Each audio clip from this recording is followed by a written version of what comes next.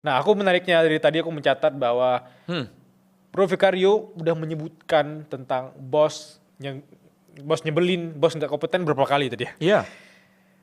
Ngomongin tentang bos yang nggak kompeten atau bos yang nyebelin. Iya. Apa kriteria yang tidak disadari oleh banyak bos-bos di Indonesia, bukan Iya. leader ya, tapi banyak bos-bos di Indonesia bahwa mereka itu sebenarnya kurang kompeten Iya. dan apa yang harus dilakukan oleh para karyawan.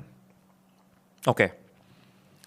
Jadi gue ngambil dari POV karyawannya nih, apa dari bosnya dulu? Boleh dua-duanya kalau Mas Vicario punya jawaban. Karena pernah ngerasain dua-duanya kan? Iya, benar.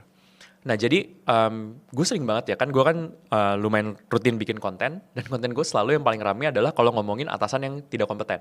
Oh oke. Itu sering banget gitu, kayak somewhat banyak ternyata yang resonate dengan hal tersebut. Tuh. Jadi gue sendiri pun juga pernah mengalami situasi di mana gue ngerasa atasan gue tuh tidak lebih kompeten dari gue. Dan apalagi di awal karir gue ngerasa kayak, lah kalau gitu kenapa dia jadi bos gue? Dan di situ gue jadi sadar bahwa siapapun atasan kita, ya kita harus terima. Terima ya, berdamai. Ya udah, karena memang itu role yang kita dapatkan dengan orang dan dengan atasan tersebut. Karena melawan atasan, apalagi melawan dengan frontal, itu adalah resep yang paling cepat kalau kita pengen sengsara di pekerjaan. Kalau dipecat sebenarnya agak lebih santai, karena mungkin lo bakal dapat pesangon atau segala macam.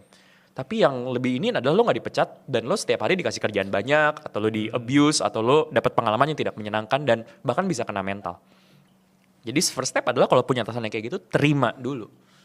Kalau nggak bisa terima, cabut. Udah itu aja pilihannya. Karena lo nggak akan bisa ngubah atasan lo. Orang kan berharap, waduh atasan gue harusnya kayak gini. Ya udah cari sana atasan yang seperti itu. Tuh.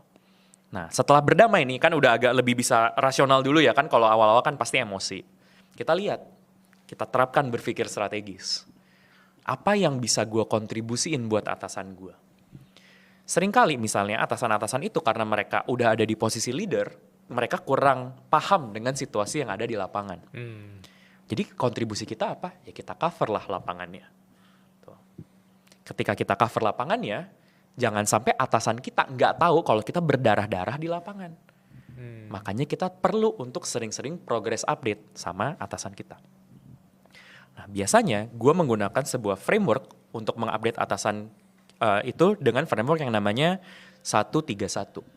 Gue belajar ini dari bukunya Dan Martell sebenarnya, judulnya Buy Back Your Time. Tapi konteksnya di dalam sini adalah ceritain satu masalah yang lo alamin minggu ini, 3 hal yang sudah lo lakukan untuk memecahkan masalah tersebut, dan 1 advice yang bakal lo minta dari atasan. Jadi lo ceritain, lo ngadepin challenge apa, lo ceritain lo sudah melakukan apa, baru lo minta advice atau minta bantuan. Tujuan di sini apa? Atasan lo jadi tahu ada masalah apa di lapangan, atasan lo tahu lo udah melakukan sesuatu, dan yang ketiga, atasan lo tahu bahwa dia tuh bisa berkontribusi dalam hal tersebut. Wah itu bagus banget. Iya, penting. Karena seringkali ada orang tuh skip 1 dari 3 ini dan itu fatal. Kenapa? Kalau lo belum apa-apa udah bilang, waduh gue udah melakuin ini. Tapi atasan lo gak punya konteks kan di lapangan lo ngerjain apa. Kalau lo belum apa-apa langsung minta tolong, atasan lo kesel. Kenapa sih dikit-dikit minta tolong, lo dasar gak proaktif gitu. Tapi kalau lu nggak minta tolong sama atasan yang inkompeten tuh makin insecure karena mereka sadar mereka nggak kompeten dan mereka makin takut kehilangan posisinya. Jadi lu harus melibatkan mereka dan lu harus respect sama mereka karena ya mau nggak mau dia adalah atasan lu.